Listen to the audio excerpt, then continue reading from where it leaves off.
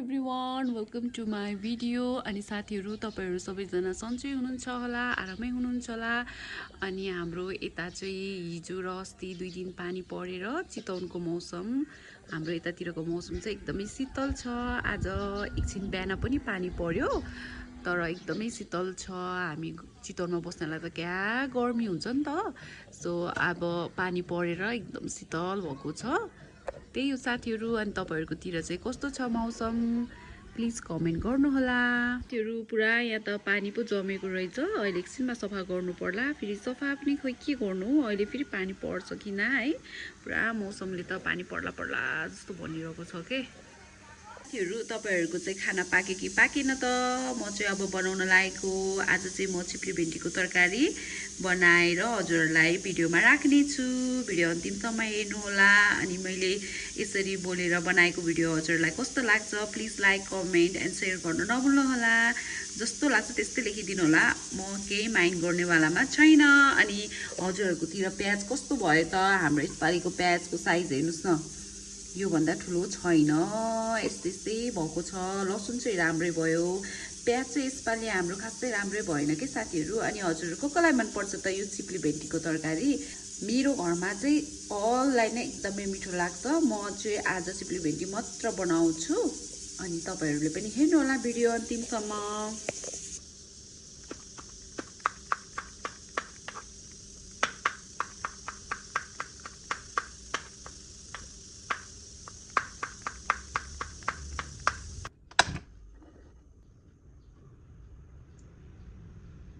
ल साथीहरू, मेरो चाहिँ मैले यहाँ दाईमा चाहिँ दाई बसालेर तेल पनि तोरीको तेल शुद्ध राखिसकेको छु। अब चाहिँ यसमा मजाले धुवा दुन दुन दुन दुन दुन उडिरहेको छ। सो म चाहिँ अब यो 3टा सुकेको खुर्सानीलाई पड्काइदिन्छु। ल यसरी स्वाइनी स्वाइनी स्वाइ चलाउने होइन। अनि त्यसपछि छ मसँग लसुनलाई चाहिँ मैले पुरा मसिनो गरेको छु, यसलाई पनि राखिदिन्छु।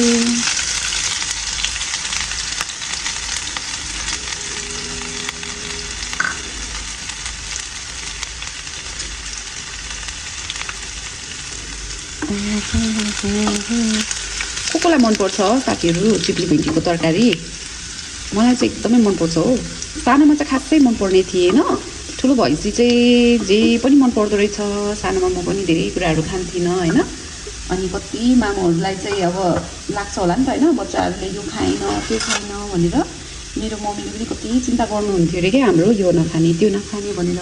ल मैले चाहिँ यो बेसार राखेको छु थोरै, अलिअलि पहेँलो बनाउनु पऱ्यो नि त। खासमा त नहाले पनि हुन्छ हुन त, तर मैले चाहिँ लसुनको लागि हल्का पहेँलो बनाउन लगाएँ हो। अनि त्यसपछि अलिक कटिङ गरेको थोरै प्याजलाई पनि राखिदिन्छु।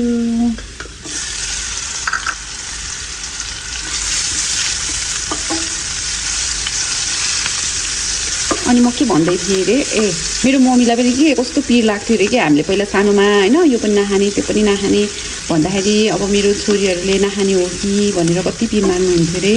तर मैले हेर्नु न जे पनि खान्छु कि। मैले सायद जे पनि खान थालेको चाहिँ यो +2 पछि हो कि, यो ब्याचलर त्यस्तो बेलाबाट चाहिँ। नत्र म पहिला साग खाने थिएन। अनि त्यसपछि यो लसुन प्याजहरू जे पनि केलाएर फाल्थेँ कि। मतलब अब मनपर्ने तरकारी भयो भने त्यहाँ अब प्याजहरू छ यसरी छ भने त सबै झिकिदिन्थेँ कि मैले।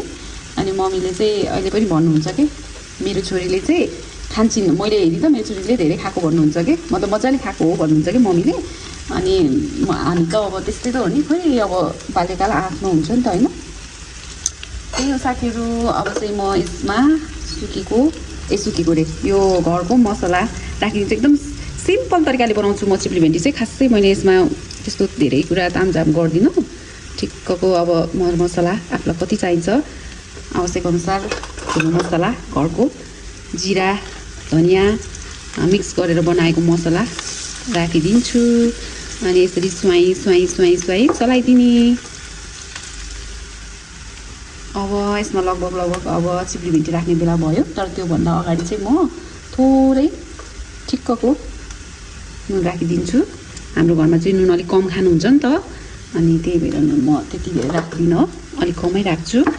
बरु अलि नुन खान मतलब चाहिनेले चाहिँ बरु थपेर खानुहुन्छ नि त पछि। सो म चाहिँ नुन ठिक्कले राखिदिन्छु। अब यसलाई यत्तिकै फ्राई गरिदिने। अब यसरी मजाले फ्राई गरेपछि अब यसमा म राख्छु अघिको कटिङ गरेको चिप्ली भेन्डी। ल यो पनि राखिदिन्छु। अब चाहिँ सबैको आफ्नो तरिका हुन्छ हैन। म चाहिँ यसरी नै चिप्ली भेन्डी अनि साग चाहिँ मेरो एकदम सिम्पल तरिकाले पाक्छ घरमा। चाहिँ म त्यस्तो धेरै कुराहरू हाल्दिनँ। अब अरू कुराहरू जस्तो मासुहरूमा चाहिँ हो, नत्र भने म यो साग अनि चिप्ली भेन्डीहरूमा चाहिँ एकदम सिम्पल तरिकाले पकाउँछु। त्यस्तै खानुहुन्छ कि घरमा पनि मन पराउनुहुन्छ यसरी सिम्पल तरिकाले बनाउँदा पनि। अनि घरमा यहाँ आलु पनि हाल्दाखेरि मिठो हुन्थ्यो भन्नुहुन्छ होला हैन कतिले, तर हाम्रो घरमा आलु अलिक कमै खानुहुन्छ कि।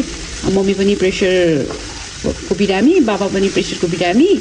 अनि अब उहाँहरूलाई चाहिँ डक्टरले अब आलुहरू त्यति नखानु, अब प्रेसर भएपछि सुगरको पनि चान्स हुने कुराहरू गर्नुभएको रहेछ।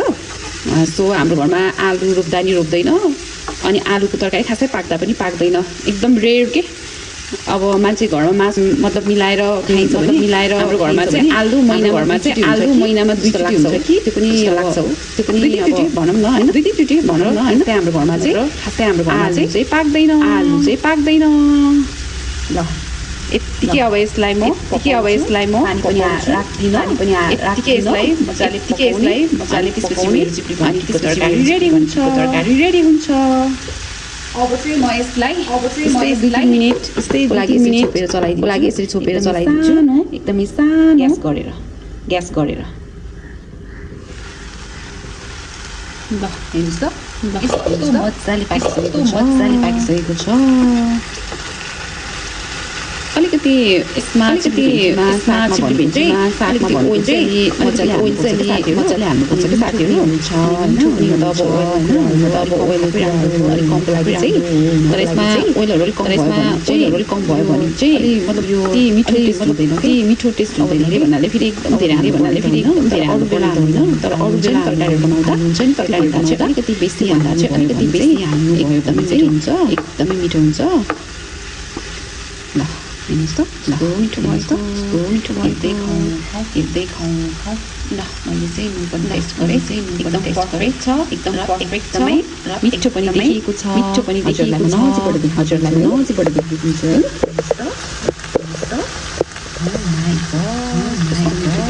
कस्तो मिठो देखिएको।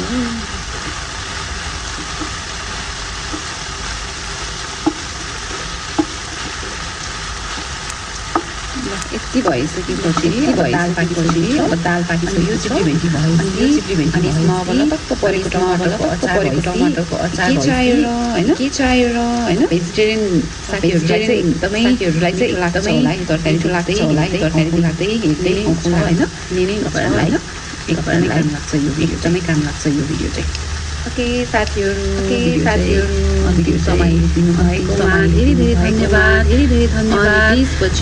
त्यसपछि युट्युब च्यानलमा मैले भिडियो राखेको छु अनि हजुरहरूले मेरो युट्युब च्यानललाई सब्स्क्राइब गरिदिनु होला, अनि पनि गर्न नभुल्नु होला, शेयर पनि गर्न नभुल्नु होला। Thanks so much for watching. Bye everyone.